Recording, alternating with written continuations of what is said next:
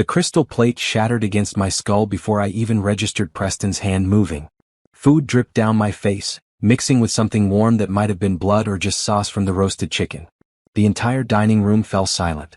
12 pairs of eyes stared at me, but no one moved to help. "How dare you say no to my mother, you useless girl?" Preston's voice filled the ornate room, bouncing off the vaulted ceilings of his family's estate. I sat there, perfectly still, feeling the weight of every gaze. My blue dress, the one Preston had insisted I wear tonight because it looked appropriate for family dinner, was now ruined with gravy and mashed potatoes. My hands trembled in my lap, but I forced them to be still. Beatrice Montgomery sat at the head of the table, her lips pressed into a thin smile that didn't reach her eyes. She looked satisfied, like a cat that had finally cornered a mouse. The diamond necklace at her throat caught the light from the chandelier, probably worth more than most people made in a year. "All I asked for was something simple," Beatrice said, her voice dripping with false sweetness. "Sign over that little apartment of yours. It's not like you need it. Preston provides everything for you. And the monthly payment I requested, $1,400, is nothing to a family like ours. It's about respect, Simone. About honoring your elders." I wiped the food off my shoulders slowly, deliberately. My fingers came away sticky, but I didn't look at them. Instead, I looked directly at Preston, then at his mother, then at each person sitting at that long mahogany table. His sister, Constance, looked away. His brother, Philip, suddenly became very interested in his wine glass. His father had already left the table earlier, claiming a business call. "You have no idea what I'm capable of," I said quietly. The words came out steady and calm, so different from how I felt inside. Inside I was screaming. Inside I was breaking. But they would never see that. Preston laughed, actually laughed. "Is that a threat? From you? You're nothing without me, Simone. Nothing. I made you. I gave you this life." I stood up slowly, carefully, like I was in a dream. More food fell from my hair, landing on the antique rug that Beatrice claimed had belonged to some European duchess. I didn't apologize. I didn't cry. I simply gathered my purse from the side table where I'd left it hours ago when we arrived for what I thought would be a normal family dinner. "Where do you think you're going?" Preston demanded. "We're not done here. You're going to apologize to my mother, and then you're going to sign those papers." I walked toward the door. My heels clicked on the marble floor, each step echoing in the horrible silence. "Simone," Beatrice called out, her voice sharp now, the sweetness gone. "If you walk out that door, you'll regret it. We can make your life very difficult." I paused, my hand on the ornate door handle. For just a moment, I considered turning around and saying something cutting, something that would hurt them the way they'd hurt me. But I didn't. I simply opened the door and walked out into the cool evening air. My car, a modest sedan that Preston always complained about, sat in the circular driveway next to his Bentley and his mother's Mercedes. I got in, started the engine, and drove away from that house, away from those people, away from the life I thought I had. The drive back to our penthouse apartment took 30 minutes. 30 minutes of me gripping the steering wheel so hard my knuckles turned white. 30 minutes of replaying the sound of that plate shattering, the feeling of Preston's rage washing over me, the smug look on Beatrice's face.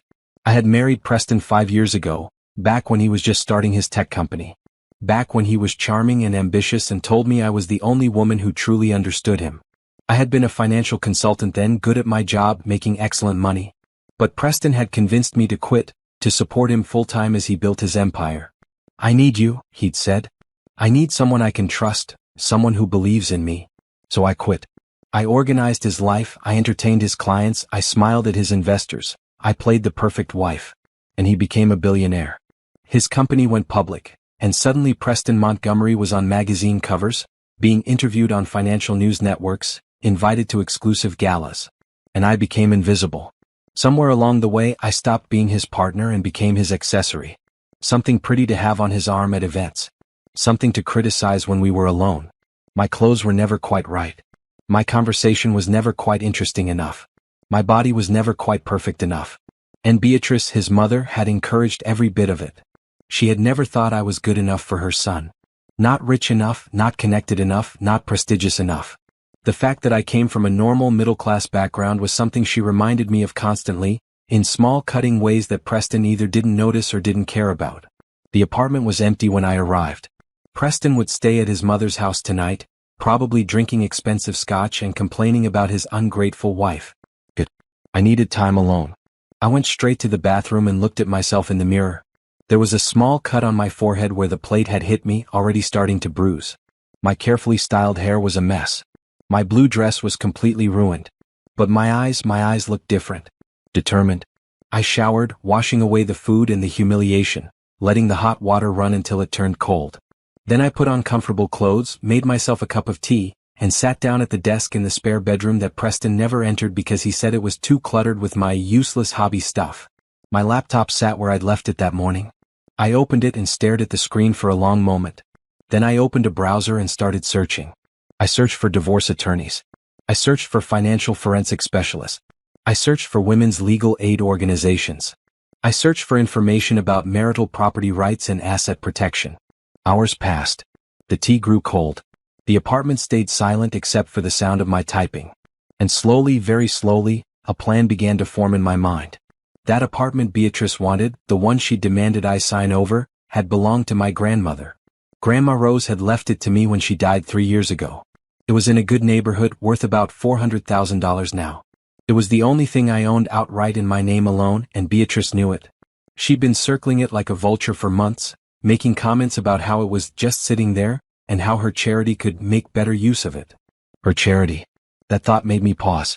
I pulled up the website for Beatrice's Foundation for Women's Education, the nonprofit she was always bragging about at social events. I started clicking through pages, looking at financial statements, reading mission statements. Something didn't look right. The numbers didn't add up. Donations came in, lots of them, but the actual grants given out seemed surprisingly small compared to the operating expenses. I made a note to look into this more carefully. Then I started looking at our bank accounts, the ones I could access. Preston had gradually moved more and more of our money into accounts that only had his name on them. He said it was for business purposes, for tax purposes, for investment purposes. I trusted him. I believed him. What an absolute fool I'd been. I found credit card statements showing charges at expensive hotels when Preston claimed to be at business conferences. I found flower delivery receipts that I'd never received flowers for. I found jewelry purchases from stores I'd never been to. My husband was having an affair. Maybe more than one. The sun was starting to rise when I finally closed my laptop. I hadn't slept. I hadn't cried. I had simply gathered information, piece by piece, like the financial consultant I used to be. The skills I thought I'd lost were still there, just dormant. I picked up my phone and scrolled through my contacts until I found a name I hadn't called in 2 years. Brielle Stevens. We'd gone to college together, stayed close through our 20s, but drifted apart after I married Preston. She was a corporate attorney now, tough and brilliant. I sent her a text. Are you available for coffee this week? I need legal advice. It's urgent. The response came faster than I expected. How about today? 10 a.m.? And Simone, whatever you're going through, we'll handle it. I set the phone down and looked around the penthouse apartment. Modern furniture, expensive art, floor-to-ceiling windows with views of the city skyline. None of it felt like home. It felt like a beautiful cage. But that was about to change. I went to the bedroom, opened my closet, and pulled out a suitcase. I started packing, carefully, methodically. Clothes, shoes, documents, photos. Everything that was truly mine. Everything that mattered. By the time Preston came home that afternoon, I was gone. Brielle met me at a small coffee shop far from my usual neighborhood, far from anywhere Preston or his family might accidentally show up. She looked exactly as I remembered, confident and sharp in a red blazer and black pants, her natural hair styled in elegant locks. "You look terrible," she said as she hugged me, and somehow that directness was exactly what I needed. "I feel terrible," I admitted. We sat in a corner booth and I told her everything. The dinner, the plate, the demands for my apartment, the monthly payments.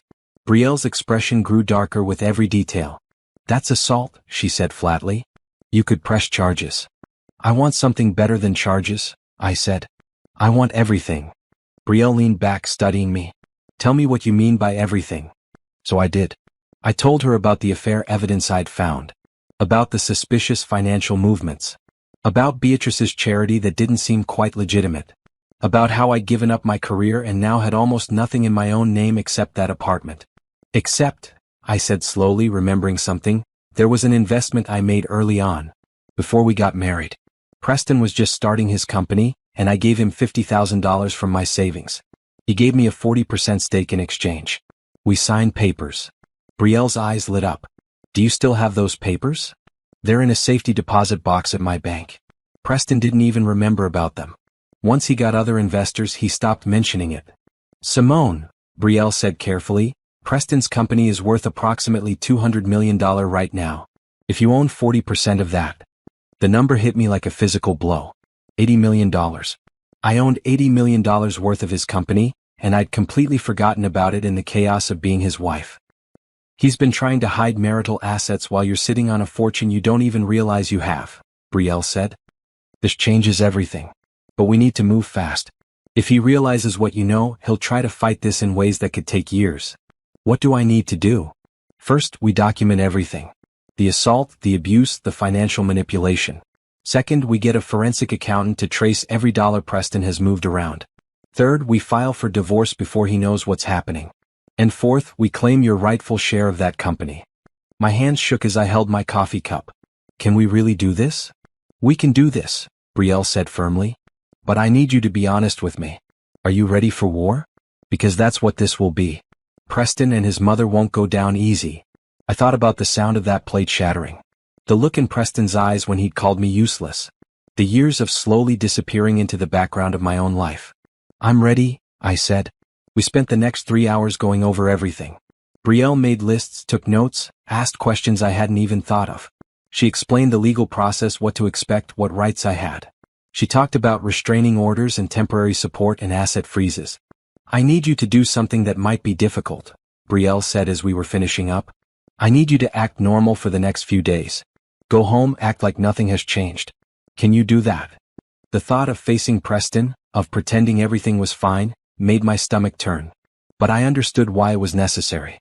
We needed time to prepare without him knowing what was coming. I can do it, I said. That night I returned to the penthouse. Preston was there, sitting in the living room with a glass of scotch, watching the financial news. He barely looked at me when I walked in. Finally decided to come home? He said, his voice cold. I needed time to think, I said quietly. And, are you ready to apologize to my mother and sign those papers? I took a deep breath. Every fiber of my being wanted to tell him exactly what I thought of him and his mother. But I remembered Brielle's advice. Act normal. By time. I'll think about it, I said. Can we talk about this later? I have a headache. Preston waved his hand dismissively. Whatever. I have a conference call in an hour anyway. I went to the bedroom and closed the door. My hands were shaking again, but this time it wasn't from fear. It was from rage. From years of suppressed anger finally finding a direction. Over the next 2 days I played the role of the perfect wife. I made breakfast. I asked about his meetings. I smiled when appropriate. And every moment he was out of the apartment, I gathered evidence. I photographed documents. I downloaded bank statements. I made copies of emails he'd left open on his computer. I found receipts, messages, calendar entries that didn't match his explanations. And I discovered the name of his mistress, Natasha Coleman. She worked in his marketing department, 28 years old, with a smile that looked practiced in her company profile photo. I found hotel receipts dating back 14 months. I found text messages on an old phone he thought he'd hidden well enough. I found gifts, promises, lies. I'm going to leave her soon, one message read. Just need to get the finances sorted first. My mom has a plan. His mom has a plan. That phrase sent chills down my spine. This wasn't just an affair. This was a coordinated effort to strip me of everything before discarding me. I contacted Brielle with everything I'd found. She connected me with Julian Cross, a forensic accountant who specialized in cases of financial fraud and hidden assets. Julian was a quiet man in his 50s with glasses and an unremarkable appearance, but Brielle promised me he was the best. I've seen everything in my career, Julian told me during our first meeting in his office. Offshore accounts, shell companies, fake businesses. If Preston has hidden money, I'll find it. I gave him access to every financial document I could find. He assured me he'd work quickly and discreetly. Meanwhile, I did something else I hadn't done in years. I reached out to my old professional network. I sent emails to former colleagues, asked about job opportunities, tested the waters to see if my skills were still valued. The responses surprised me. 3 different firms wanted to meet with me. My former boss, who'd retired but still consulted, told me he'd always thought I'd made a mistake leaving the field. You were one of the best analysts I ever had, he said over the phone. If you're looking to come back, I know people who would hire you immediately. I scheduled interviews for the following week, telling Preston I was meeting old friends. He didn't care enough to ask for details. On the fourth day after the dinner incident, Julian called me. "Simone, you need to sit down for this," he said. I sat on the edge of the bed in the spare room, my heart pounding. "I've found at least $12 million in hidden assets so far," Julian said. "Offshore accounts in the Cayman Islands, shell companies in Delaware, investment accounts under his mother's name but funded with marital money. And that's just in the preliminary search. There's more, I'm certain of it." "He's been planning this for how long?" "Based on the paper trail, I'd say at least 2 years. Maybe longer. The movement of assets accelerated about 6 months ago. That's usually when someone is getting ready to file for divorce themselves, wanting to hide as much as possible first. So Preston had been planning to leave me. He and his mother had been systematically moving money, preparing to divorce me and leave me with nothing. The apartment demand, the monthly payments, those were just additional ways to extract whatever I had left. "There's something else," Julian said. "Beatrice's charity foundation. It's definitely fraudulent. She's claiming millions in donations, but the actual charitable work is minimal. Most of the money is being funneled back to family members through inflated salaries and fake consulting fees. This is federal crime territory, Simone. Tax fraud, wire fraud, possibly money laundering." I closed my eyes. I should have felt satisfied, vindicated. Instead, I just felt tired. Tired of the lies, tired of the manipulation, tired of being treated like I was worthless. "What do we do now?" I asked. "Now we build the case.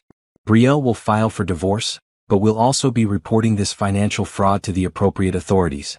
Preston and his mother are going to face consequences far beyond a divorce settlement." That evening, Preston came home late, smelling like perfume that wasn't mine. He didn't even try to hide it anymore. He poured himself a drink and sat in his usual spot.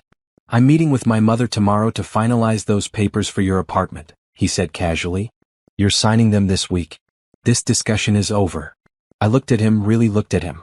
This man I'd loved, this man I'd sacrificed for, this man I'd believed in.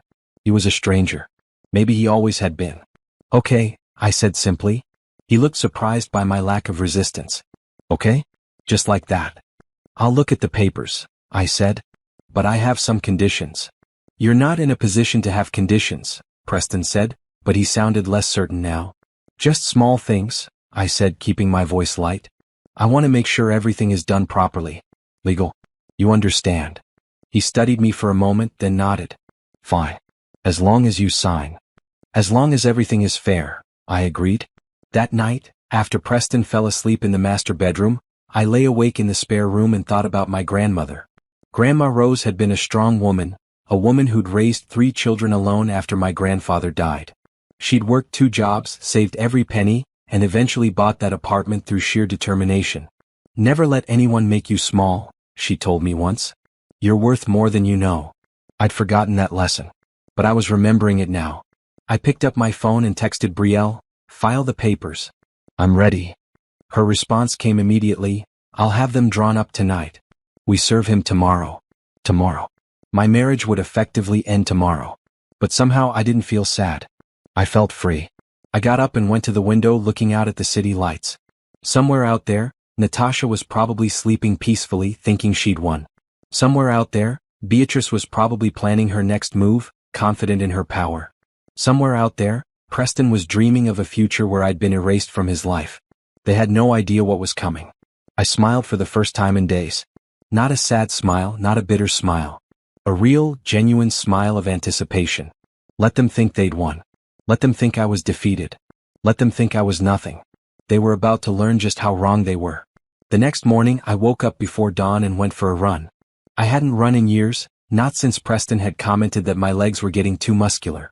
But that morning, I needed to move, to feel my body doing something powerful and strong. The city was quiet at 5:30 in the morning. My breath came out in small clouds in the cool air. Every step felt like reclaiming something I'd lost. By the time I returned to the apartment, sweaty and exhausted but energized, Preston was still asleep. I showered, dressed in a green blouse and dark pants, professional and put together.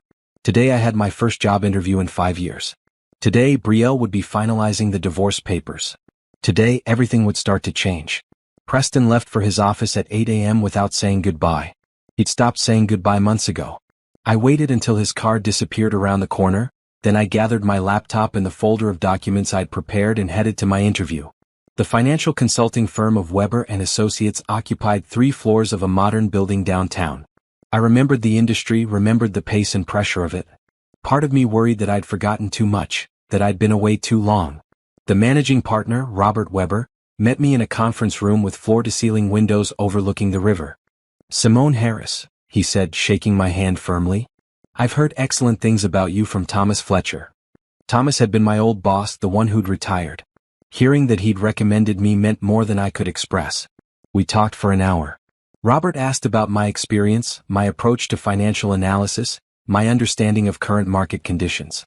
I'd spent the past week studying, preparing, remembering everything I used to know. The answers came easier than I expected. This language, this way of thinking, it was still inside me. Just buried. "I'll be honest with you," Robert said as our interview wound down.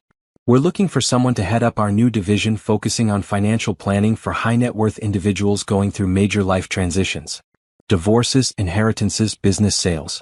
It's sensitive work requiring someone who understands both the numbers and the emotional aspects." The irony wasn't lost on me. Here I was, going through exactly that kind of major life transition, interviewing for a job helping others do the same. "I think I understand that balance better than you might expect," I said carefully. Robert studied me for a moment. "Thomas mentioned you were going through some personal changes. Listen, Simone, what happens in your private life is your business. What I care about is whether you can do this job, and from everything I've seen today I think you can. The question is, do you want it? Did I want it? I thought about the past 5 years of arranging dinner parties and smiling at people I didn't like. Of having nothing that was truly mine except that apartment Preston wanted to take. Of forgetting who I used to be. Yes, I said. I absolutely want it. Then it's yours. We can discuss salary and start date after you've had a chance to review our offer, but I can tell you now it's competitive. Very competitive. We shook hands again and I walked out of that building feeling like I'd won something important. Not just a job but a piece of myself. I called Brielle from my car. "How's it going with the papers?" "Almost done. We'll serve him at his office tomorrow morning at 10 a.m. I'm also filing for a temporary restraining order based on the assault, and we're requesting an immediate freeze on all marital assets pending full discovery. Julian's report on the hidden money is attached to the filing. Simone, when this hits, it's going to hit hard." "Good," I said. That afternoon I had to do something that made my skin crawl. I had to go to Beatrice's house and apologize. Brielle had insisted on it. "We need her to think you're beaten," she'd said. "We need her to feel safe. The more confident they are, the less careful they'll be." So I drove to Beatrice's mansion in the suburbs, a sprawling property with manicured gardens and a fountain in the circular driveway. The housekeeper let me in and I found Beatrice in her sitting room, the one she called her morning room, even though it was 3 p.m. "Well," Beatrice said, looking up from her magazine. "I didn't expect to see you here." "I came to apologize," I said, forcing the words out. "I was disrespectful at dinner. Preston was right to be angry with me." Beatrice's smile was sharp and satisfied. "It takes courage to admit when you're wrong. Perhaps there's hope for you yet."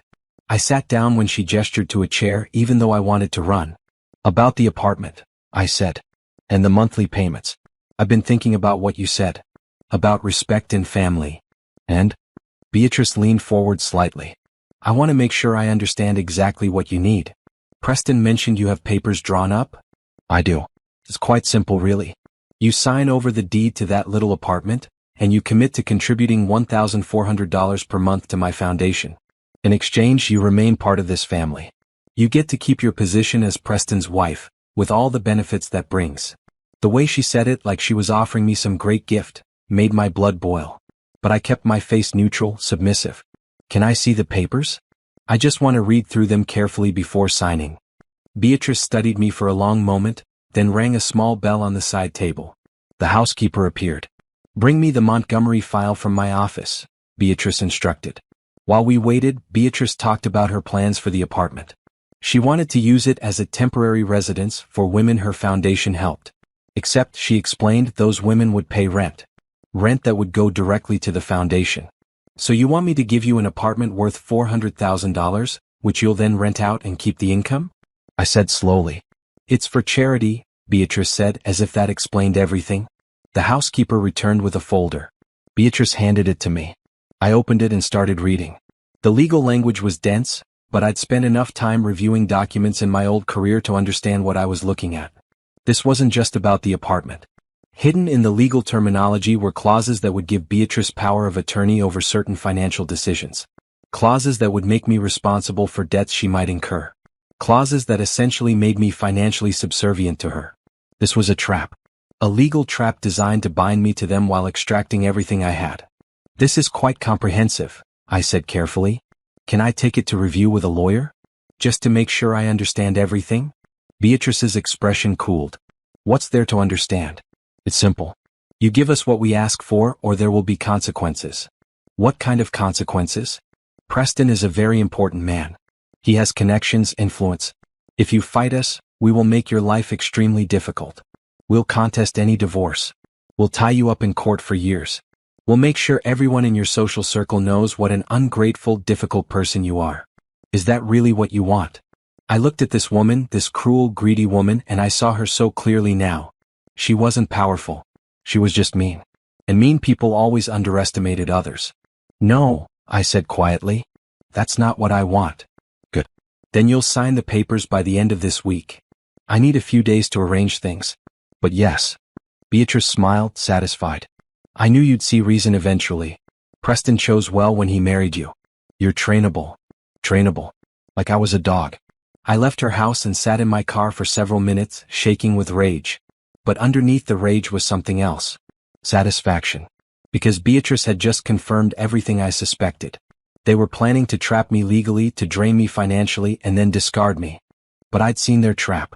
And I wasn't walking into it. I drove to Julian's office for our afternoon meeting. He had news. I found another $8 million, he said, spreading documents across the conference table. That brings the total hidden assets to $20 million. Preston has been very busy. There's also evidence that he's been inflating business expenses to reduce reported income, which affects what marital assets look like on paper. Can we prove it? We can prove all of it. Bank transfers, shell company registrations, communication between Preston and his financial advisors. It's all here. I looked at the papers, page after page of evidence. My husband's betrayal in black and white. There's also this, Julian said, pulling out another folder. Information on Natasha Coleman. She's been receiving payments from Preston's company far in excess of her actual salary. $10,000 a month going into an account in her name. Hush money? More like mistress maintenance. But here's the interesting part. Those payments are being categorized as consulting fees, which means they're being deducted as business expenses. That's fraud. Preston is using company money to pay his girlfriend and then writing it off on the company's taxes. I absorbed this information. Preston wasn't just a cheater. He was a criminal. How bad could this get for him? I asked. If federal authorities investigate, he's looking at potential charges for tax fraud, wire fraud, and possibly embezzlement if it turns out he's taken money from investors. Combined with the assault charge you could file, the divorce proceedings, and the public scandal, Preston could lose everything. Everything. That word hung in the air.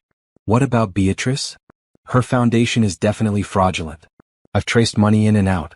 She's taking in donations under the guise of helping women with education, but less than 10% of the money actually goes to any charitable purpose.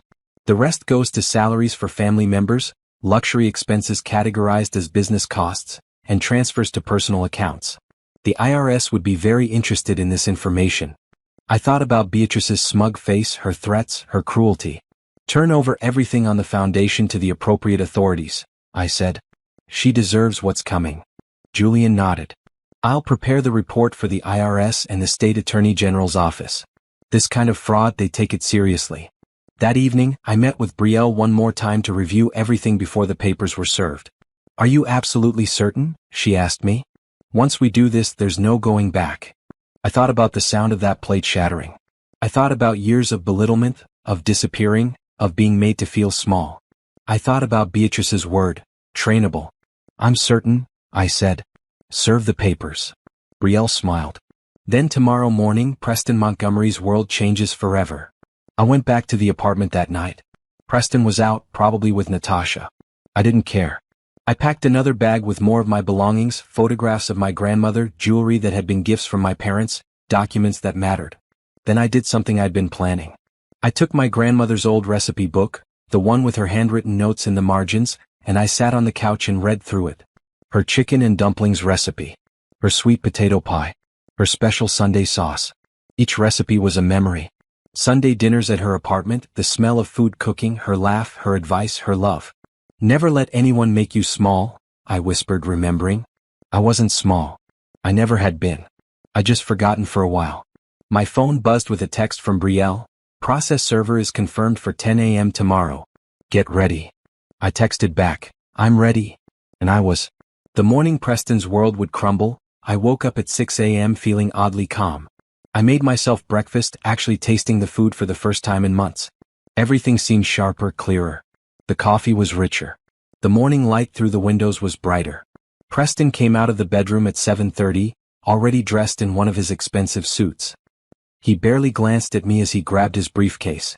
I have meetings all morning, he said. Don't wait up for me tonight. I'll probably be late. With Natasha, I thought. But I just nodded. Before you go, I said, keeping my voice casual, your mother showed me those papers yesterday. I have some questions about them. Preston paused, looking irritated. What kind of questions? Legal stuff. Clauses I don't understand. I want to make sure I'm not signing something that could cause problems later. It's fine. My mother had her lawyers draw them up. Just sign them. I will. I just need a few more days to review everything properly. Preston's jaw tightened. Simone, we've been patient with you. Don't test that patience. I'm not testing anything. I'm being responsible. Isn't that what you always say? Be responsible? He stared at me for a long moment, trying to figure out if I was being sincere or difficult. Finally he shrugged. Fine. But this gets done by Friday. I mean it. Friday, I agreed. He left. I watched from the window as his Bentley pulled out of the parking garage. In 3 hours, a process server would walk into his office and hand him divorce papers. In 3 hours, everything would be different. I spent the morning organizing documents and making phone calls. I called my bank and had my personal accounts separated from any joint access. I called a locksmith and arranged to have the locks changed on my grandmother's apartment, which I'd been renting out but was currently vacant. I called the phone company and had a new number set up on a new account. I was building walls, fortifications, protecting myself. At 9:45 my phone rang. Brielle. The server is on his way into Preston's building now. Are you somewhere safe? I'm at the apartment. Preston's at his office. Good. Stay there. Once he's served, he's going to call you. Don't answer. Let him leave messages. We need documentation of his reaction. Okay. Simone, are you all right? Was I all right? I was ending my marriage. I was about to engage in what would probably be an ugly legal battle. I was facing an uncertain future. I'm better than I've been in years, I said honestly. At exactly 10:03 a.m., my phone started buzzing. Preston's name flashed on the screen. I watched it ring, buzz, ring again. Then it stopped. A moment later, a text message appeared. Call me now. I deleted it. Another call. Another message. What the hell did you do? I turned the phone over so I couldn't see the screen lighting up with his increasingly frantic attempts to reach me. Instead, I called Gabriel Thompson, Preston's business partner. We'd met dozens of times at company events. Gabriel was quieter than Preston, more thoughtful. I'd always wondered why he tolerated Preston's arrogance. Simone, Gabriel said, sounding surprised when he answered. Is everything okay? I need to talk to you about something important. Can we meet? Today if possible? There was a pause. This is about the divorce papers, isn't it? Preston just stormed out of his office shouting about lawyers. The whole floor heard him. Yes. But it's also about the company. I have information you need to see. What kind of information? The kind that affects your investment and the company's reputation. Gabriel, I'm not trying to hurt the business. But there are things happening that you should know about. Another pause, longer this time. Can you come to my office at 2 p.m.? I'll be there. I hung up and immediately called Robert Weber at the consulting firm. Simone, good to hear from you. Have you had a chance to think about our offer? I have. And I accept. When can I start? How about Monday? That gives you the weekend to get organized. Monday is perfect. After I hung up, I sat there for a moment, processing. In the space of one morning, I'd officially ended my marriage and started a new career. The life I'd known was over. The life I was building was beginning. At 2 p.m. I arrived at Gabriel's office. His company was in a different building from Preston's, though they shared the tech venture. Gabriel had his own investments, his own projects. He'd always been the more stable one. Come in, Gabriel said, gesturing to a chair in his sleek office. I have to admit, I'm curious and a little worried about this conversation. I pulled out a folder I'd prepared, copies of everything Julian had found regarding Preston's financial manipulations within the company. Gabriel, did you know Preston has been categorizing personal expenses as business costs? What kind of personal expenses? $10,000 a month going to his girlfriend, listed as consulting fees. Luxury purchases for himself and his mother, all written off as business entertainment or client gifts. He's inflating operating costs to reduce reported profits, which affects everyone's share value. Gabriel's expression grew darker as he flipped through the documents I'd provided. Bank transfers, expense reports, email communications between Preston and the company accountant. This is fraud, Gabriel said flatly. Yes. Why are you showing me this? It was a fair question. I could have used this information purely for my divorce case, kept it between me and my lawyers. Because I don't want to see the company destroyed, I said honestly. There are employees there, people with families who depend on those jobs. If federal investigators come in because of Preston's personal misconduct, it could hurt everyone. But if the board acts first, if you remove Preston and clean this up internally before it becomes a criminal investigation, you might be able to protect the company. Gabriel leaned back in his chair, studying me. You know, I never understood Preston's marriage to you.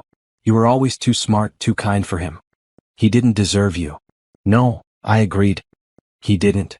There's something else you should know, Gabriel said slowly. Preston has been talking about pushing me out. He wants full control of the company. He's been maneuvering behind the scenes, trying to get board members on his side. Would it surprise you to learn that I own 40% of the company? Gabriel's eyes widened. What? I pulled out another folder, this one containing the original investment documents from 5 years ago. I gave Preston his seed money to start the business. In exchange, he gave me a significant stake. He never bought me out, never had me sign away those shares. I've been a silent partner this whole time, forgotten but legally valid. Gabriel started laughing, a genuine sound of surprise and delight. Does Preston know? Not yet. He will soon. This changes everything. With your 40% and my 35%, we control the company. Preston only has 25%. We can outvote him on anything. I hadn't thought about it in those terms, but Gabriel was right. Preston wasn't in control at all. He just thought he was. I need to call an emergency board meeting, Gabriel said, already reaching for his phone. If we move fast, we can force Preston out before he does any more damage. There's one thing I need, I said. I don't want to be actively involved in running the company. I'm starting a new job, building a new life. But I want my ownership stake protected, and I want fair compensation for my shares. That's reasonable. We could structure it as a passive investment. You maintain ownership, receive dividends, have voting rights on major decisions, but you're not required to be involved in day-to-day operations. That works for me. Gabriel walked me out personally, shaking my hand at the elevator. You know, I always thought you were just Preston's trophy wife. I'm sorry for underestimating you. A lot of people did, I said. I underestimated myself for a while too. Over the next few days, things happened fast. The board meeting Gabriel called resulted in a vote removing Preston as CEO. The official reason given was financial irregularities requiring investigation. Gabriel was named interim CEO while an audit was conducted. Preston went ballistic. He tried calling me hundreds of times. He showed up at the apartment, but I'd already moved to my grandmother's place and had the locks changed. He tried to access our joint accounts, only to find them frozen by court order. He tried to turn his family against me, but Beatrice was too busy dealing with her own problems. The IRS had received Julian's report on Beatrice's foundation. They'd opened an investigation. Federal agents had shown up at her house with a warrant to review her financial records. Suddenly, Beatrice wasn't so powerful anymore. She was scrambling, hiring expensive lawyers, trying to figure out how I'd known about her schemes. Natasha, Preston's girlfriend, found herself out of a job. Once the board discovered the fraudulent consulting payments, they terminated her immediately. She tried to sue for wrongful termination, but the evidence of what those payments were really for made her case impossible. I watched all of this unfold from a distance, staying focused on my own life. My first week at Weber & Associates went better than I'd hoped. The skills came back quickly. I was good at this work. I'd forgotten how good I was. One evening as I was leaving the office, I ran into my new colleague Lauren. She was around my age, confident and friendly. Some of us are getting drinks after work Friday, she said. Want to join? It was such a simple invitation, but it meant everything. Normal social interaction. coworkers becoming friends. A life that wasn't centered around Preston's needs and schedule. I'd like that, I said. Friday night, I went out with my new colleagues. We went to a casual bar, nothing fancy. We talked about work and movies and nothing particularly important. It was wonderful. I laughed genuinely for the first time in months. At home later, I found a voicemail from Preston. His voice was different now. Not angry. Defeated. Simone, we need to talk. Please. This has gotten out of hand. Can we just sit down and work something out? I deleted the message. My phone rang again. Brielle this time.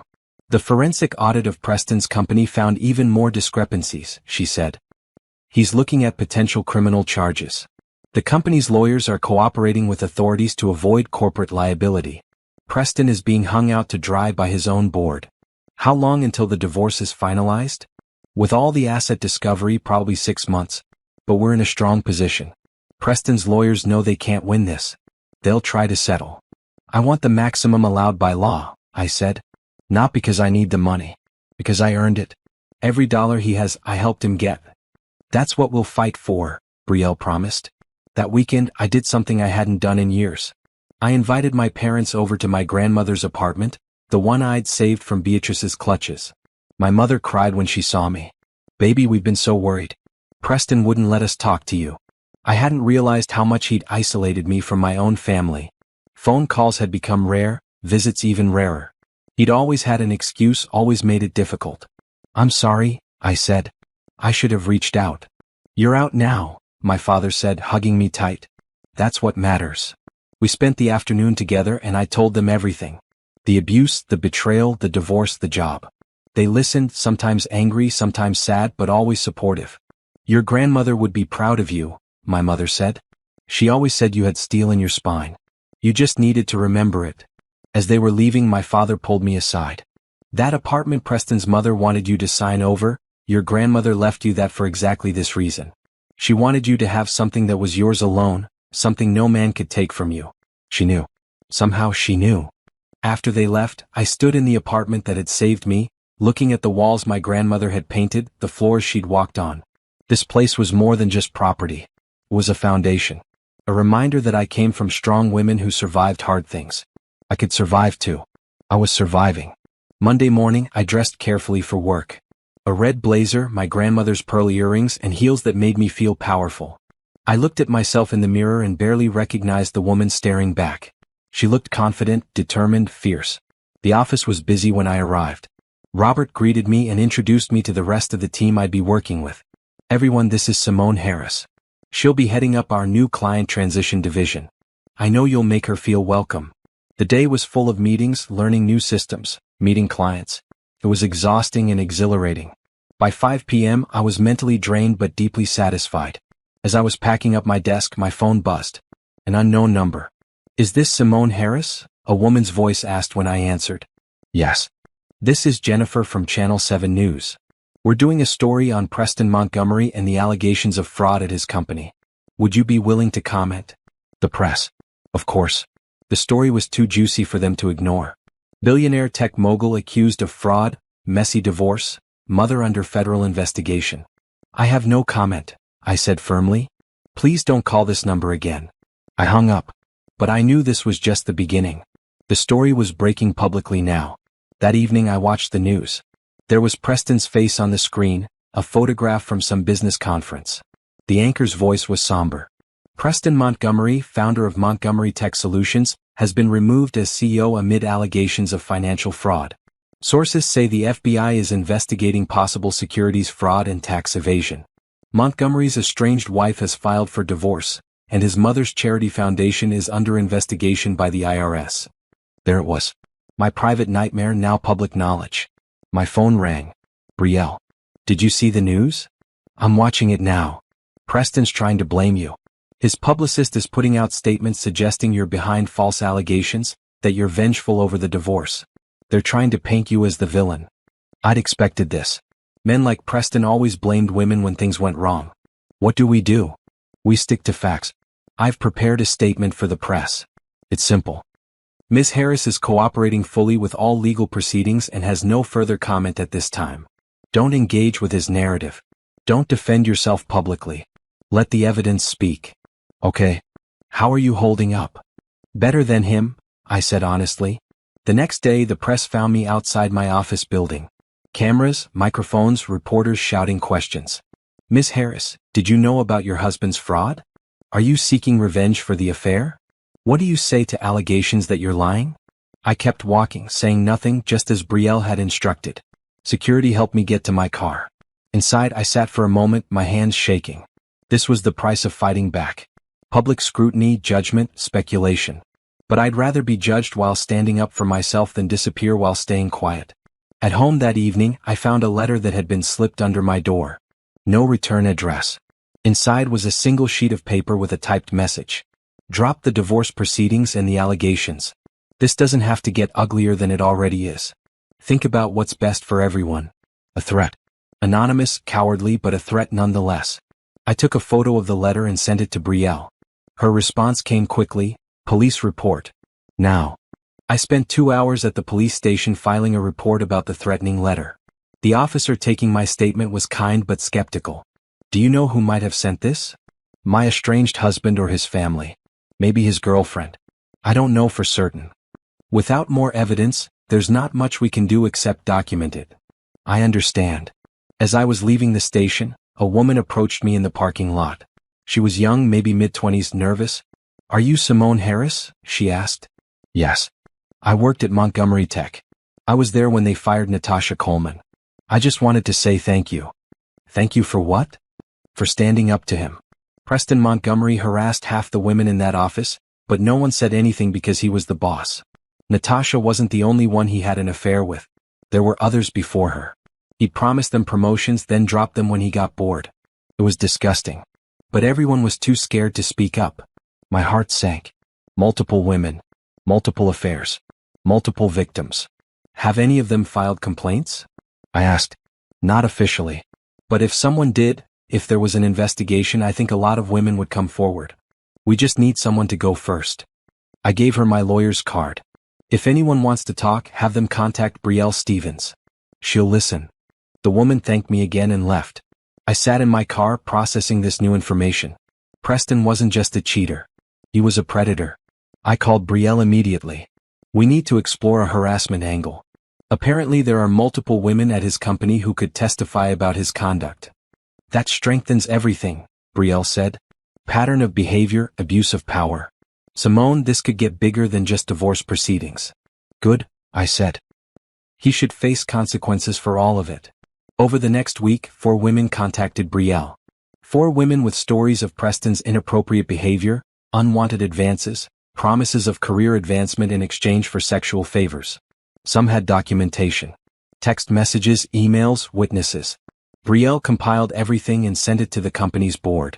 Within 48 hours, Montgomery Tech issued a statement announcing they were conducting an internal investigation into workplace misconduct. Preston's world was collapsing faster than anyone could have predicted. Then Beatrice made a mistake. She held a press conference, standing on the steps of her mansion with her own attorney beside her. She declared that she was innocent of all charges, that her foundation had helped hundreds of women, that this was all a conspiracy by bitter family members trying to steal her life's work. She specifically named me, claiming I was trying to destroy her family because my marriage had failed. Simone Harris is a vindictive, ungrateful woman who trapped my son into marriage and is now trying to profit from his success, Beatrice told the cameras. It was defamation, pure and simple. And it gave us exactly what we needed. Brielle filed a defamation lawsuit against Beatrice within 24 hours. We had documentation proving Beatrice's foundation was fraudulent. We had documentation of the assault at the dinner. We had witnesses to her threats. She just handed us a gift, Brielle said. She opened herself up to discovery. We can now subpoena all her financial records, all her communications. She's going to regret that press conference. The media coverage intensified. The story had everything people loved. Wealth, scandal, betrayal, a powerful family brought low. I hated being at the center of it, but I understood it was necessary. Sunlight was the best disinfectant. The more people knew about what Preston and Beatrice had done, the harder it would be for them to manipulate the narrative. My job became a refuge. At the office, I was just Simone the financial consultant, not Simone the spurned wife. I threw myself into my work, helping clients protect their assets, plan for their futures, navigate complex financial transitions. One client, a woman going through her own divorce, cried in my office. "I feel so stupid," she said. "I trusted him completely. How could I not have seen what he was doing?" "You're not stupid," I told her gently. "Trusting someone you love isn't stupid. It's normal. What they did with that trust, that's the problem. Not you." Helping her made me feel purposeful in a way I hadn't felt in years. This was what I was supposed to be doing. Using my skills, my experience to help others. 3 weeks after the divorce papers were served, Preston's lawyers reached out about settlement negotiations. "They want to meet," Brielle told me. "Preston is willing to discuss terms." "What kind of terms?" "They're starting with an offer of $5 million and sole ownership of the penthouse." I laughed. Actually laughed. "That's insulting." "It is.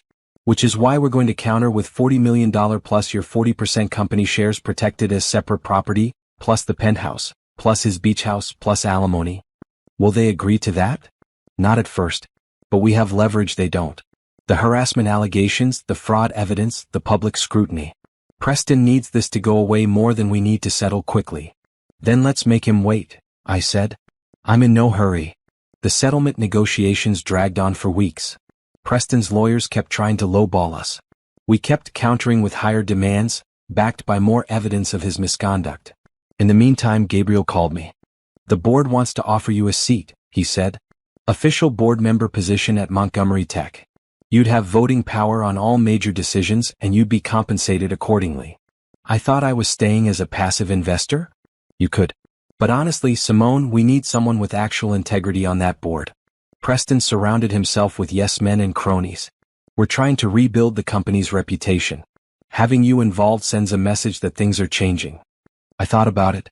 Part of me wanted nothing to do with anything connected to Preston. But another part of me, the part that remembered giving him that initial $50,000 and believing in his vision, wanted to see the company become what it could have been without his corruption. "I'll do it," I said. "But I'm not attending every meeting. I have my own career now. We can work with that." My first board meeting was surreal.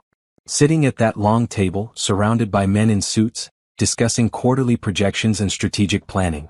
This should have been my world all along. I'd just taken a 5-year detour through hell to get here. After the meeting, one of the other board members approached me. "I voted against removing Preston originally," he admitted. "I thought the allegations were exaggerated." "I'm sorry. You were right about everything. Thank you for saying that. What he did, how he treated you and those other women, it's inexcusable. I'm glad you fought back." Small victories. Small moments of vindication. They added up. That weekend, I did something just for myself. I booked a spa day. Massage, facial, the works. I'd spent months in survival mode, fighting battles, building my new life. I needed to breathe. In the quiet of the spa, lying there with cucumber slices on my eyes and soft music playing, I felt something release. Tension I didn't even know I'd been carrying. Fear I'd been pushing down. Grief for the life I'd thought I was building with Preston. I let myself cry finally. Not dramatic sobs, just quiet tears rolling down my temples. The marriage had been real to me even if it had been a lie to him. I was allowed to mourn it.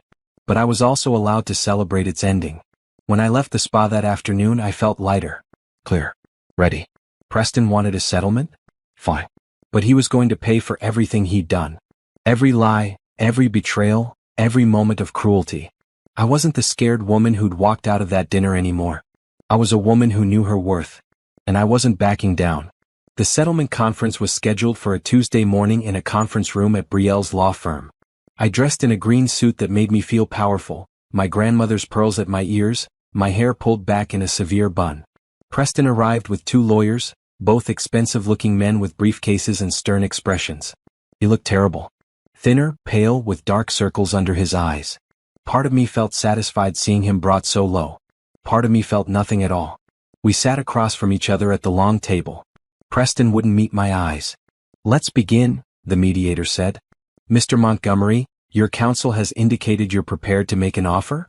Preston's lead attorney, a man named Richard something, cleared his throat. "Our client is willing to offer $8 million, the beach house property, and a vehicle of Ms. Harris's choosing to settle all claims." I didn't react. I'd expected them to come in low. Brielle responded calmly. "My client rejects that offer. Ms. Harris is seeking $45 million, her full 40% ownership stake in Montgomery Tech to remain intact and separate, The penthouse apartment, the beach house, both vehicles, and monthly alimony of $15,000 for 5 years. Preston flinched at the numbers. Good. That's absurd, Richard said. Our client doesn't have that kind of liquid capital. Your client has offshore accounts totaling at least $20 million, Brielle countered. We have documentation of every account, every transfer. Your client also still owns 25% of a company currently valued at approximately $180 million. He has the resources. The question is whether he wants this resolved quietly or wants us to continue presenting evidence of his fraud to federal investigators. Preston finally spoke, his voice hoarse. Simone, can we talk? Just the two of us. No, I said firmly. Please. 5 minutes. These lawyers don't understand what we had. What we had. I kept my voice level, professional. You mean the marriage where you systematically stole from me?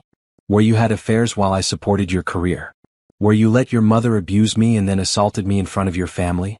That's what we had, Preston. Don't romanticize it. He looked away, his jaw clenching. The negotiations continued for 3 hours. Back and forth, offers and counteroffers. Preston's lawyers tried every angle. They claimed I was exaggerating the abuse. They suggested the affair was my fault for being emotionally distant. They implied I was a gold digger who'd never loved him. I sat through it all stone-faced. Every accusation just proved I was right to leave. Finally, Richard played what he thought was his trump card. If this goes to trial, Ms. Harris, everything will become public. Every detail of your marriage, your life, your personal history. Is that really what you want? Are you threatening me? I asked calmly. I'm simply pointing out that publicity cuts both ways. Let me be very clear, I said, leaning forward. I have nothing to hide. Every accusation I've made is documented. Every claim I've filed is supported by evidence. But your client, he has everything to lose. His business reputation is already destroyed. His company has removed him. His mother is under criminal investigation. If this goes to trial, every ugly detail comes out. Every affair, every woman he harassed, every dollar he stole. And I have witnesses, documents, and recordings. So please threaten me with publicity. I welcome it. The room went silent. Finally, Preston spoke again. I'll agree to $35 million, the properties, and $10,000 monthly alimony for 3 years. That's my final offer. Brielle looked at me. This was my decision. $40 million, I said. The properties, both vehicles, and $12,000 monthly for 4 years. And a public apology acknowledging the assault and the affairs. Preston's face went red. A public apology? Are you kidding? You broke my trust, my heart, and a plate over my head. Yes, Preston. A public apology.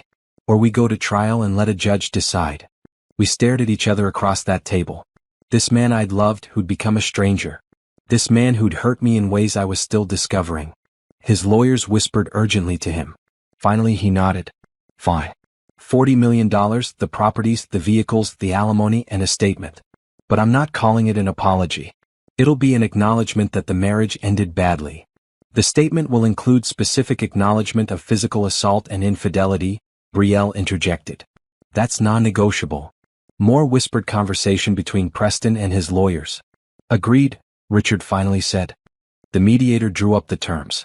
We'd come back to sign final papers once everything was drafted properly. For now, we had an agreement in principle. As everyone was packing up to leave, Preston approached me. Was it worth it? He asked quietly. Destroying everything we built? I didn't destroy anything, I said. You did. I'm just holding you accountable. I loved you, Simone. Maybe not perfectly, but I did. No, Preston. You loved what I could do for you.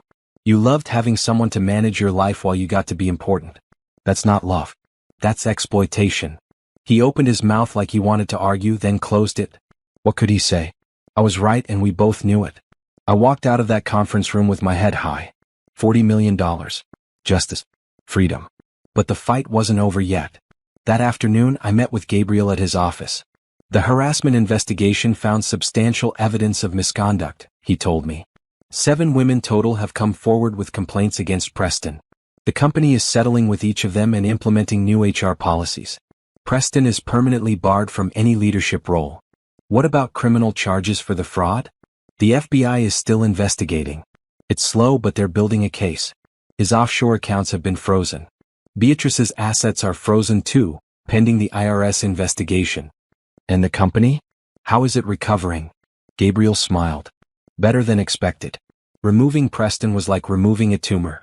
The stock actually went up once investors realized we were cleaning house. Several clients who'd left came back. We're hiring a new CEO, someone with a clean reputation and actual ethics. It was strange hearing about Preston's failure being good for the company I partly owned. But it was true. He'd been the problem. Without him, things could actually improve. There's something else, Gabriel said. Natasha Coleman is trying to sell her story to tabloids. She's claiming Preston promised to marry her, that he led her on. Let her, I said. I don't care what she says. The company's lawyers think we should pay her off to keep her quiet. No. Gabriel looked surprised. No. If she wants to tell her story, let her. Let everyone see exactly who Preston is. The more people who speak up, the clearer the pattern becomes. I'm done with covering things up to protect him. All right, Gabriel said. I'll let the lawyers know.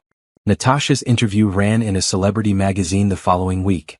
She painted herself as a victim, a young woman seduced by a powerful married man who'd made promises he never intended to keep.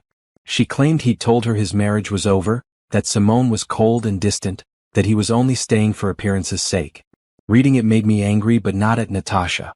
At Preston. He'd lied to both of us, played us against each other, created a narrative where he was the victim of two demanding women. The article included photos of them together at hotels, copies of texts where he called her baby, and made plans for their future. It was humiliating, but it was also vindicating. Here was proof, in glossy magazine pages, of exactly who my husband had been. My phone rang. My mother. I saw the article, she said. Are you okay? I'm fine, I said honestly. Let people see the truth. I'm done hiding. Your father wants to come down there and give Preston a piece of his mind. Tell Dad I appreciate it, but Preston's already getting what he deserves. His life is falling apart. That's punishment enough. After we hung up, I sat with that thought. Preston's life was falling apart. His company had expelled him. His reputation was destroyed. His money was tied up in legal battles. His family was under investigation. Even his girlfriend had turned on him. But I was thriving. At work, I'd just been given my first major client, a woman who'd built a successful business and was going through a divorce from a partner who claimed he deserved half despite having contributed nothing. I helped her document everything, protect her assets, prove her sole contribution to the business. We won. She kept her company. Thank you, she said, hugging me after the final court hearing. You saved my life's work. That was what I wanted to do. Save women's life's work. Help them see their value. Give them the tools to fight back. The settlement with Preston was finalized 3 weeks later. I signed papers, he signed papers, money transferred. The penthouse was legally mine. The beach house was mine. The vehicles, the alimony, everything we'd negotiated. And Preston released his public statement. I deeply regret the ways my marriage to Simone Harris ended. I acknowledge that I was unfaithful and that during a family gathering, in anger, I physically assaulted her. This behavior was unacceptable and I take full responsibility. I wish Simone well in her future. It wasn't eloquent. It wasn't particularly heartfelt. But it was public acknowledgement and that mattered. The divorce was finalized on a Friday afternoon. Brielle called me with the news. It's done, she said. You're officially divorced. I hung up the phone and looked around my grandmother's apartment. Sunlight streamed through the windows. I'd painted the walls a soft yellow, hung new curtains, filled the space with plants and books and things that made me happy. I was 32 years old. I was divorced. I was a millionaire. I was a successful financial consultant. I owned part of a tech company. I was free. I called my parents and told them the news. I called my friends and told them. I texted Gabriel and thanked him for his support. Then I did something I'd been planning for weeks. I called the women's shelter I'd been researching, the one that helped victims of domestic violence. I'd like to make a donation, I told the director. A substantial one. That's wonderful, she said. May I ask how much? $2 million. There was silence on the other end of the line. Then, I'm sorry, did you say 2 million? I did. I'm a survivor of domestic violence. I want other women to have the resources they need to escape, to rebuild, to thrive. The director was crying by the time we finished the call. The donation would fund their operations for years, help hundreds of women. That evening, I poured myself a glass of wine and stood on the small balcony of my grandmother's apartment, looking out at the city. It wasn't as impressive a view as the penthouse had been. But it was mine. Truly, completely mine. My phone buzzed. A text from an unknown number. This isn't over. You'll regret what you've done. I screenshot the text and sent it to Brielle, then blocked the number. Probably Preston or someone he'd put up to it. It didn't matter. He couldn't hurt me anymore. I had money. I had a career. I had my freedom. And that was everything. 6 months after the divorce was finalized, I walked into the boardroom at Montgomery Tech for my first meeting as an official board member. The company had transformed since Preston's removal. New leadership, new policies, new energy. The new CEO, a woman named Patricia Green, greeted me warmly. Simone, glad to have you here. We're about to review quarterly earnings. The numbers were impressive. Revenue was up 23%. Client satisfaction had improved dramatically. Employee retention had increased once word spread that the toxic leadership was gone. We're considering renaming the company, Patricia said during the meeting. Montgomery Tech still carries negative associations with Preston's scandal. We're thinking of rebranding as something more forward-thinking. I support that, I said. The others nodded in agreement. After the meeting, Gabriel pulled me aside. Have you heard about Preston lately? No. I've been avoiding news about him. He's working at a mid-size firm now. Middle management position. Making maybe $80,000 a year. Living in a one-bedroom apartment outside the city. From Billionaire CEO to middle management. The fall had been complete. How's he handling it? I asked, not sure why I cared. Not well from what I hear. He's bitter, angry, still trying to blame everyone but himself. He actually tried to apply for a position here under a different name. HR flagged it immediately. I shook my head. Preston still didn't understand. He'd lost everything because of his own choices. No one had done this to him. He'd done it to himself. What about Beatrice? I asked. Convicted of tax fraud and wire fraud. She's under house arrest for 3 years and has to pay back $4 million in restitution plus penalties. Her foundation has been dissolved. Her social circle has completely abandoned her. Beatrice had spent years building her reputation as a philanthropist, a respected member of high society. Now she was a convicted criminal, alone in her mansion with an ankle monitor. And Natasha? Last I heard, she moved to another state. Couldn't find work here after the scandal. She tried to sue Preston for emotional distress, but the case was dismissed. Everyone connected to Preston's web of lies had faced consequences. Not just me. We'd all been affected by his selfishness. But I was the only one who'd turned it into something positive. My client list at Weber & Associates had grown steadily. I specialized in helping women protect themselves financially, whether they were going through divorce, starting businesses, or planning for futures their partners tried to control. Word spread. Referrals came in. I was booked months in advance. Robert called me into his office one afternoon. Simone, I have a proposition for you. I'm listening. We want to expand your division. Hire more consultants, take on more clients. And we want you to lead it as senior partner. Senior partner. At 32 years old. Less than a year after restarting my career. Yes, I said without hesitation. Over the next few months, I hired 3 talented consultants, all women, all passionate about the work. We created programs, resources, workshops.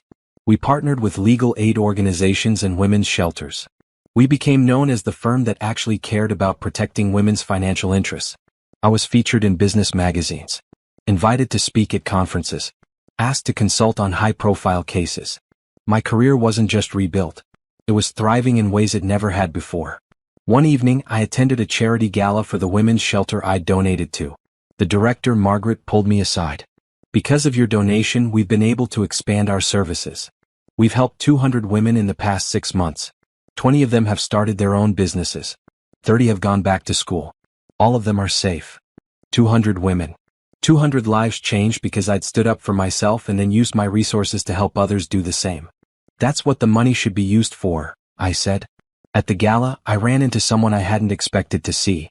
One of the women from Preston's company, one who'd filed a harassment complaint. Simone, she said, approaching cautiously. I wanted to thank you. If you hadn't come forward, if you hadn't fought back, the rest of us wouldn't have had the courage to speak up. You did that yourself, I told her. You were brave. We were brave together, she corrected. That was the truth. None of us had done this alone. Every woman who'd spoken up had made it easier for the next one. Every story told had weakened Preston's power a little more.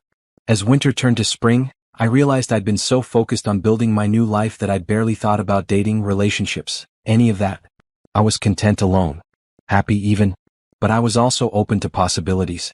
At a professional conference, I met someone. His name was Troy, and he was an architect presenting on sustainable building design. He was handsome in a quiet way, tall with warm brown skin and an easy smile. We talked during the lunch break. He was intelligent, thoughtful, interested in my work without being intimidated by my success. "Would you like to get coffee sometime?" he asked as the conference was ending. "I'd like that," I said. Our first date was simple. Coffee turned into dinner, dinner turned into a walk through the park, and the walk turned into hours of conversation. Troy was recently divorced himself. Amicable, he said they'd just grown apart. "What about you?" he asked. "Your divorce seemed less amicable from what I've read." I appreciated his honesty. It was complicated. But I came out of it stronger. "That's clear," he said. "You seem very sure of yourself." "It's attractive." We dated casually over the next few months. Troy respected my boundaries, never pushed for more than I was ready to give. He had his own successful career, his own life. We complemented each other rather than one of us disappearing into the other's shadow. "I like that you don't need me," he said one evening over dinner. "You want me around, but you don't need me. That's healthy." He was right. I didn't need anyone. I wanted companionship, partnership, love eventually. But I would never again need someone so much that I lost myself. Meanwhile, Preston's legal troubles deepened. The FBI investigation concluded, and criminal charges were filed. Wire fraud, tax evasion, securities fraud. He was looking at potential prison time. His trial was set for the fall. I wouldn't attend. I'd given my deposition, provided my evidence. What happened to him now was between him and the justice system. Beatrice tried to contact me once. A letter arrived at my apartment, handwritten on expensive stationery. "Simone, I know we had our differences, but family should stick together during difficult times. Preston is facing serious charges. Perhaps you could speak to the prosecutors, help them understand he's not a bad person, just someone who made mistakes." I read the letter twice, then fed it through my shredder. Family should stick together? She treated me like garbage for 5 years. She demanded my property. She'd enabled her son's abuse. Now she wanted my help? No. Some people never learned. Beatrice still thought the world owed her something just because she came from money. She still thought she could manipulate people into doing what she wanted. But those days were over. For both of them. I focused on work, on the women I could help. I focused on my relationship with Troy, which was growing deeper and more meaningful. I focused on my board responsibilities at the renamed company, now called Quantum Solutions. I bought a small house with a garden, something I'd always wanted. I adopted a rescue dog, a sweet mixed breed named Rosie. I took a painting class and discovered I actually enjoyed it. I traveled to places Preston had never wanted to go. I built a life that was entirely mine. One afternoon, my assistant told me there was someone in the lobby asking to see me without an appointment. "Who is it?" She says her name is Constance. She says she's your former sister-in-law. Preston's sister. I hadn't spoken to her since before the divorce. She'd been at that dinner, had watched me get assaulted, had said nothing. "Send her up," I said, curious despite myself. Constance looked older than I remembered. Tired. She sat across from my desk, her hands folded in her lap. "I don't expect you to forgive me," she started. "I should have said something that night. I should have defended you. I was a coward." "Yes, you were," I agreed. "Preston is going to prison." The prosecutor offered a plea deal, 5 years. His lawyers advised him to take it. And? He's taking it. He'll be sentenced next month. Constance looked at me directly. "My mother is still insisting this is all your fault. That you destroyed our family. She's delusional." "What do you want from me, Constance?" "Nothing. I just wanted to apologize. And to tell you that I understand now. I understand why you did what you did. Preston was always my mother's golden child. She enabled his worst behavior. She taught him that he could do anything he wanted without consequences. And when you finally gave him consequences, she couldn't handle it." "Thank you for saying that," I said. "But it doesn't change anything. I can't forgive what your family did." "I know. I'm not asking you to. I'm just sorry." After she left, I sat at my desk for a long time, thinking. An apology from Constance didn't undo the hurt. But it was something. Acknowledgement. Validation that I hadn't been crazy, hadn't overreacted, had been justified in everything I'd done. That evening, Troy came over for dinner. We cooked together in my new kitchen, Rosie begging for scraps at our feet. We talked about our days, made plans for the weekend, discussed a documentary we both wanted to see. was normal. Wonderfully, beautifully normal. You seem happy, Troy observed as we cleaned up after dinner. I am, I said, realizing it was completely true. I'm really happy. Good. You deserve to be. After he left that night, I stood in my living room looking at the life I'd built. Cozy furniture, books on shelves, photos of people I loved. Rosie curled up on her bed in the corner. Soft lamplight making everything warm. This wasn't the life I'd planned when I married Preston. It wasn't the mansion, the luxury, the status. But it was better. So much better. Because it was real. It was mine. And no one could take it away from me. Spring turned into summer, and my life continued to blossom in ways I'd never imagined. The women's financial consulting division I led had become one of the most successful departments at Weber & Associates. We'd helped over 100 clients in the past year alone. One morning I received an email that made me pause. It was from a publisher. Dear Ms. Harris, we've been following your work and your story. Would you be interested in writing a book about financial protection and empowerment for women? We believe your personal experience combined with your professional expertise would resonate with many readers. A book. My story, my advice, potentially helping thousands of women I'd never meet. I called Brielle to discuss it. Do it, she said immediately. You have knowledge people need. You've been through something terrible and came out stronger. Share that. Over the next few months, I worked on the book proposal. I wrote late at night after work, on weekends, whenever I had free time. Troy supported me, bringing me coffee when I was buried in drafts, reminding me to eat when I got too focused. The proposal was accepted. I signed a book deal. The advance was substantial, and I immediately donated half of it to women's organizations. Writing the actual book was harder than I expected. I had to revisit painful memories, relive the worst moments of my marriage. But I also got to write about the victory, the rebuilding, the strength I'd found. You're helping people even now, Troy said one evening as I struggled with a particularly difficult chapter about the night of the assault. Every woman who reads this will see herself in your story. They'll know they're not alone. The book took 6 months to write. During that time, Preston was sentenced. 5 years in federal prison for fraud and tax evasion. I didn't attend the sentencing. I read about it in the news. Preston's statement to the judge was predictable. He blamed everyone but himself. He claimed he'd been set up by vengeful ex-wives and business partners. He insisted he was a good person who'd made minor mistakes. The judge wasn't swayed. Mr. Montgomery, you systematically defrauded investors, employees, and your own wife. You abused your position of power in multiple ways. Your lack of remorse is concerning. I'm sentencing you to 5 years in federal prison, followed by 3 years of supervised release. You'll also pay $8 million in restitution to affected parties. $8 million on top of the $40 million he'd already paid me in the divorce settlement. Preston's fortune was completely gone. When he got out of prison, he'd be starting over with nothing. Beatrice, still under house arrest, gave an interview claiming her son was innocent. No one believed her anymore. She'd lost all credibility. Meanwhile, my book was published in the fall. Reclaiming Your Worth, a financial guide to protecting yourself, hit shelves in October. The publisher scheduled a small book tour, 5 cities, bookstore readings, and discussions. The first reading was in my hometown. My parents came, along with friends, colleagues, even some former clients. The bookstore was packed. I read from the chapter about discovering Preston's fraud, about the moment I realized I had to save myself because no one else would. When I finished, the room was silent for a moment. Then someone started clapping. Then everyone was clapping. During the question and answer session, a young woman raised her hand. My boyfriend controls all our money. He says it's because I'm bad with finances, but I'm starting to think it's about control. How do I start protecting myself without him knowing? I walked her through the steps. Separate accounts. Documentation. Securing important papers. Building a support network. Exit planning. The same things I'd done. After the reading, women lined up to have their books signed. Many of them shared their own stories. Abusive relationships. Financial manipulation. Feeling trapped. Wanting to escape.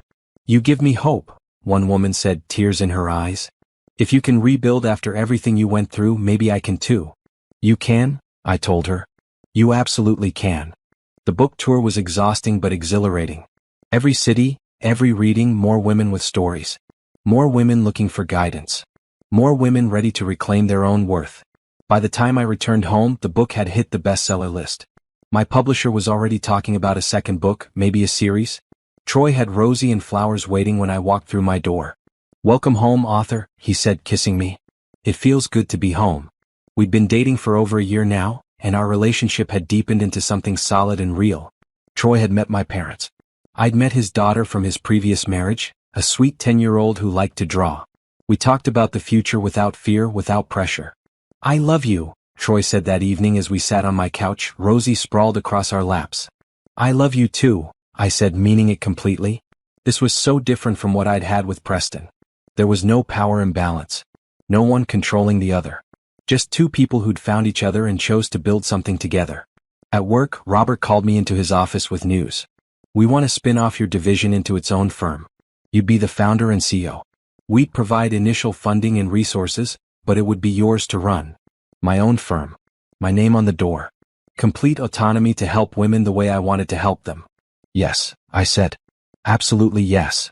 The paperwork took months, but by the following spring, Harris Financial Consulting opened its doors. Small office, 5 employees to start, but it was mine. My first client at the new firm was a woman whose husband had hidden assets before filing for divorce. Using everything I'd learned from my own experience, I helped her find every account, every investment, every hidden dollar. She got a fair settlement and custody of her children. "You saved my life," she told me. "No," I said. "You saved your own life. I just gave you the tools." The firm grew quickly. We took on cases other consultants wouldn't touch. Complex frauds, international accounts, powerful men trying to hide money from women they'd promised to love. We fought back against all of them. 1 year after opening my firm, I was invited to speak at a national conference on financial abuse and recovery. The audience was full of lawyers, advocates, survivors, professionals who worked in this field. I told my story. All of it. The plight. The betrayal. The discovery. The fight. The victory. The rebuilding.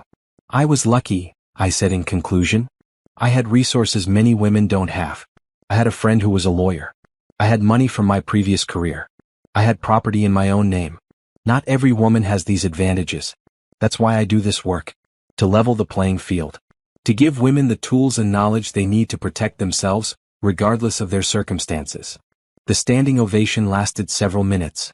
After the speech, a woman approached me. She looked familiar, but I couldn't place her. "You don't remember me," she said. "I was at that dinner. I was serving food that night Preston hit you. I saw everything." I remembered then. The catering staff, invisible to Preston and his family, but present for my humiliation. "I wanted to help you," she continued. "But I couldn't. I needed that job. I had kids to feed. I'm sorry." "You don't need to apologize," I said. "I understand. I want you to know I told everyone about what I saw. When the investigation happened, when the lawyers called, I testified. I made sure they knew exactly what happened. He didn't get away with it because people like me spoke up." I hugged her. This stranger who'd witnessed my worst moment and then stood up for me when it mattered. "Thank you," I said. "Thank you for speaking up." These were the people who'd helped me win. Not just Brielle and Julian and Gabriel, but also the housekeeper who'd seen documents. The employee who'd confirmed the affair. The catering worker who'd testified about the assault. Justice wasn't just about lawyers and courts. It was about ordinary people doing the right thing. My second book came out that fall. Breaking Free, Stories of Women Who Reclaimed Their Financial Power. It featured interviews with dozens of women I'd worked with, their stories of survival and success. It sold even better than the first. I was invited to television interviews, radio shows, podcasts. People wanted to hear about financial abuse, wanted to understand how to protect themselves and others. The conversation was changing. What had once been a shameful secret was now something people discussed openly. At 34 years old, I was running a successful firm, had published 2 books, owned part of a major tech company, had a healthy relationship with a man who respected me, and had helped hundreds of women protect themselves. Preston was in prison. Beatrice was a convicted criminal under house arrest. Natasha had disappeared from public view. And I was thriving. Sometimes, late at night, I'd think about that dinner. The sound of the plate shattering. The food dripping down my face. The silence of people who could have helped but didn't. I'd think about how scared I'd been. How small I'd felt. How certain I was that I had no options, no power, no way out. I'd been wrong about that. I'd had power all along. I just needed to remember how to use it. "What are you thinking about?" Troy asked one evening, noticing my distant expression. "Just how far I've come," I said. "You should be proud." "I'm proud of you." "I am proud." For the first time in a long time, I'm genuinely proud of who I am and what I've built. He kissed my forehead. As you should be. Life wasn't perfect. I still had hard days, memories that hurt, moments of anger at what had been done to me. But mostly I had peace. Peace that came from knowing I'd stood up for myself. Peace that came from helping others do the same. Peace that came from building a life on my own terms. That was worth more than any settlement, any revenge, any victory in court. That was freedom. 2 years after my divorce was finalized, I received an unexpected visitor at my office. My assistant buzzed me. There's a man here to see you. He says his name is Preston Montgomery. My heart stopped for a moment. Preston. Here. What? Tell him I'm not available, I said. I already did. He says he'll wait. He says it's important. I considered calling security. I considered calling Brielle. But curiosity got the better of me. What could he possibly want? Fine. But I want you to stay within earshot. If I need you, I'll call. Preston entered my office looking nothing like the man I'd married. Prison had aged him. He was thinner, grayer, with a defeated slump to his shoulders. He wore cheap clothes that didn't fit properly. Simone, he said. What are you doing here, Preston? You're supposed to be in prison for another 2 years. Good behavior. Early release. I've been out for 3 weeks. And you came here because? I needed to see you. To talk to you. We have nothing to talk about. Please. He sat down without being invited. Just 5 minutes. Against my better judgment, I sat across from him. 5 minutes. Then you leave and never contact me again. I'm sorry, Preston said. For everything. The affair, the abuse, the theft. All of it. I was wrong. I was so wrong. You want forgiveness? Is that why you're here? No. I know I don't deserve that. I just needed you to know that I understand now. Prison gave me a lot of time to think. To see clearly. You were the best thing in my life and I destroyed it because I was selfish and stupid. You destroyed it because you were cruel, I corrected. You didn't just make mistakes, Preston. You systematically abused me. Financially, emotionally, physically. That wasn't stupidity. That was calculated malice. He flinched. You're right. I know I'm right. Is there anything else? I saw your books. Both of them. I read them in prison. You wrote about me, about us. I wrote about financial abuse and recovery. You just happened to be the abuser in my story. I know. And reading it from your perspective, seeing how my actions affected you, it made me sick. I didn't realize how bad it was. You didn't realize that smashing a plate over my head was bad? That stealing from me was bad? That having affairs was bad? Preston, you knew exactly what you were doing. Maybe. He looked at his hands. I don't know anymore. My mother convinced me I was entitled to whatever I wanted. That you were lucky to be with me. That I deserved more than you were giving. She poisoned my thinking. Don't blame your mother. She's terrible, but you made your own choices. I know. He looked up at me. You're successful now. Really successful. I saw the articles about your firm, your books, your speaking engagements. You're doing better than you ever did when we were together. Because I'm free, I said. Because I can finally be myself without someone constantly diminishing me. I made you small, Preston said quietly. That's what you said in your book. I made you small. And you were right. I needed you to be small so I could feel big. This was the most self-aware I'd ever heard Preston be. Prison had changed him, or at least made him better at reflection.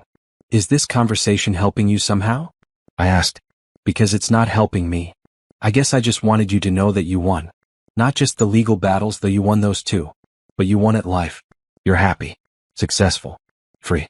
And I'm living in a studio apartment, working at a call center, trying to rebuild from nothing. You won completely. This was never about winning, Preston. This was about survival. About getting away from someone who was hurting me. About protecting myself and other women from men like you. Men like me, he repeated. That's what I am now. A cautionary tale. Yes. And you earned that. Preston stood up. I won't bother you again. I just needed to see you, to apologize in person. To tell you that I'm sorry, even though it doesn't change anything. You're right. It doesn't change anything. He turned to leave, then paused at the door. For what it's worth, I'm glad you're happy. You deserve to be. After he left, I sat in my office for a long time, processing the encounter. Preston had apologized. He'd acknowledged his faults. He'd admitted I was right about everything.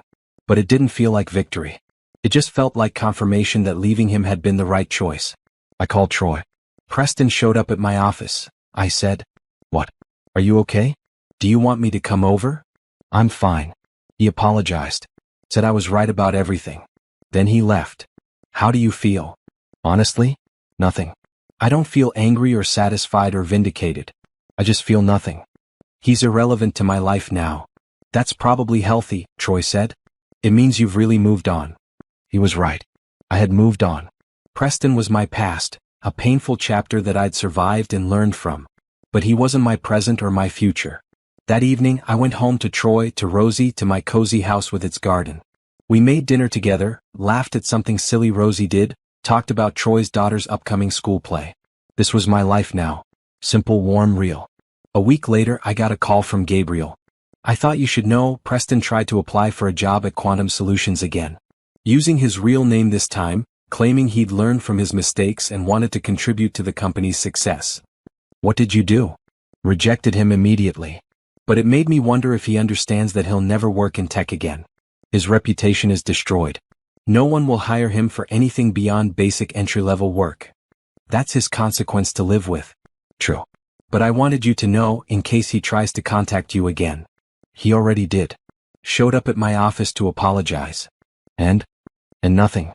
I accepted his apology, told him we had nothing further to discuss, and moved on with my life. Good for you. You're stronger than I ever gave you credit for. Beatrice completed her house arrest later that year. She was released but required to continue paying restitution. Her mansion was sold to pay legal fees and penalties. She moved into a small condo, a fraction of the size of her former home. She never tried to contact me. Perhaps she finally understood that I was never going to help her, never going to forgive her, never going to be the doormat she'd wanted. Natasha's book came out that fall. A memoir about being seduced by a powerful man, about the promises he'd made and broken. It didn't sell well. People were tired of women who'd willingly participated in affairs claiming victim status. I didn't read it. I didn't care about her story. She'd made her choices just as I'd made mine. My firm continued to grow. We opened a second office. Hired more consultants. Partnered with national organizations focused on domestic violence prevention and financial literacy. I was invited to testify before Congress about financial abuse in marriages and the need for better legal protections for victims. I spoke clearly, professionally, sharing statistics and stories and recommendations. Legislation was introduced. Not everything I'd hoped for, but a start. New laws requiring financial disclosure in divorces. New penalties for hiding assets. New resources for women seeking to protect themselves. Real change. Tangible progress. On my 35th birthday, Troy proposed. Simple, sweet, in our garden with Rosie as a witness. A beautiful ring that wasn't ostentatious, just elegant and perfect. I love you, he said. You're the strongest, most inspiring person I know. Will you marry me? Yes, I said without hesitation. This was different. This was a man who respected me, who supported me, who never tried to make me smaller. This was partnership, not ownership. We planned a small wedding. Close friends and family only. My parents cried happy tears. Troy's daughter was our flower girl. Brielle was my maid of honor. Look at you, Brielle said as she helped me get ready. Successful businesswoman, best-selling author, advocate for women's rights, and now a bride again. You did it, Simone. You really did it. We did it, I corrected. I couldn't have done any of this without you. You could have. But I'm glad you didn't have to. The wedding was perfect. Sunlight streaming through windows, flowers everywhere, people I loved surrounding me. Troy looked at me like I was the most precious thing in the world. When we said our vows, I meant every word. This time, I was choosing a partner from a position of strength, not need. This time, I knew my worth. At the reception, my father gave a toast. To my daughter, who taught us all what it means to be strong. Who survived the unthinkable and turned it into purpose. Who helps other women find their strength. We're so proud of you, Simone. So very proud. I cried happy tears. Real tears. Tears of joy, not pain. Later, as Troy and I danced, he whispered, "Thank you for letting me be part of your story. Thank you for being someone worth including," I whispered back. This was my happy ending. Not a fairy tale where everything was perfect, but a real story of survival and rebuilding and finding genuine happiness. I'd faced my worst nightmare and come out stronger. I'd taken what was meant to break me and used it to build something beautiful. I'd reclaimed my worth. And that was everything. 2 years after marrying Troy, I stood at the podium of my firm's 5th anniversary celebration. The conference room we'd rented was packed with clients, staff, partners, and advocates from organizations we'd worked with. 5 years ago, I opened Harris Financial Consulting with a mission: to protect women's financial futures and empower them to take control of their lives. I never imagined we'd help over 500 women in that time. I never imagined we'd expand to 4 offices across 3 states. I never imagined the impact we could have. The room erupted in applause. I looked out at the faces, recognizing so many stories. Women who'd come to me broken and left empowered. Women who'd protected their assets, left abusive situations, started businesses, rebuilt their lives. But this isn't my achievement alone. This is our achievement. Every consultant who works here, every lawyer who partners with us, every woman who found the courage to walk through our door. We did this together. After the speeches and celebrating, I found a quiet corner with a glass of champagne. Brielle joined me. "Remember when you first called me?" she said. "You were so scared but so determined." "I was terrified," I admitted. "I had no idea if I could actually win." "But you did. And you changed the whole game." My 3rd book had just been published, this one a practical guide for financial professionals on recognizing and addressing financial abuse in their clients' lives. It was already required reading in several graduate programs. Troy approached with Rosie on a leash, having taken her for a walk during the formal part of the event. "Your speech was beautiful," he said, kissing my cheek. "Thank you for being here." "Always." His daughter, now a teenager, ran over. "Mom, did you see the article about you in Business Week? They called you a titan of the financial consulting industry." "I saw," I said, smiling. Life had become wonderfully full. Work that mattered, a family I loved, a marriage built on respect and partnership, a purpose that drove me forward. One afternoon a few weeks later, I was leaving my office when I saw a familiar face across the street. Preston, standing by a bus stop, looking tired and old. He saw me too. For a moment, we just stared at each other across the busy street. Then I smiled, a real smile, and walked to my car. A nice car, not ostentatious but comfortable. A car I'd bought with my own money.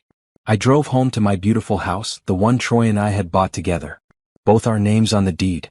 Equal partnership in everything. Rosie greeted me at the door, tail wagging. Troy was in the kitchen cooking dinner. "How was your day?" he asked. "Good. Really good." We ate dinner together, talking about our days, making plans for the weekend. Normal. Beautiful. Real. Later, as I was getting ready for bed, I looked at myself in the mirror. At 37 years old, I looked happier than I ever had. Confident. Successful. Free. My phone buzzed.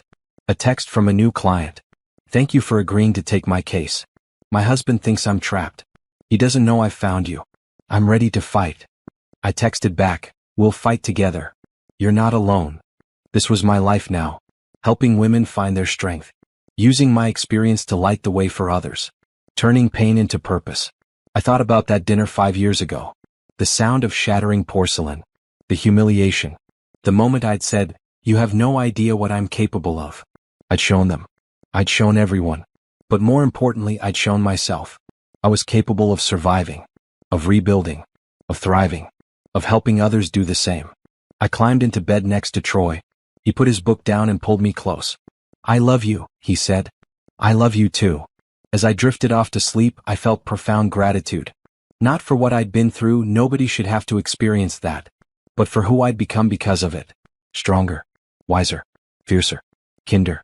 A woman who knew her worth. A woman who helped other women know theirs. A woman who'd taken the worst thing that ever happened to her and transformed it into the best thing she ever did. That was my story. Not a fairy tale. Not a revenge fantasy. Just the truth of one woman who refused to stay broken. One woman who stood up, fought back, and won. Not by destroying her enemies, though they destroyed themselves. But by building a life so beautiful, so purposeful, so full of love and meaning that the past couldn't touch it. That was the best revenge of all. Living well. Being happy. Being free. And that was exactly what I was.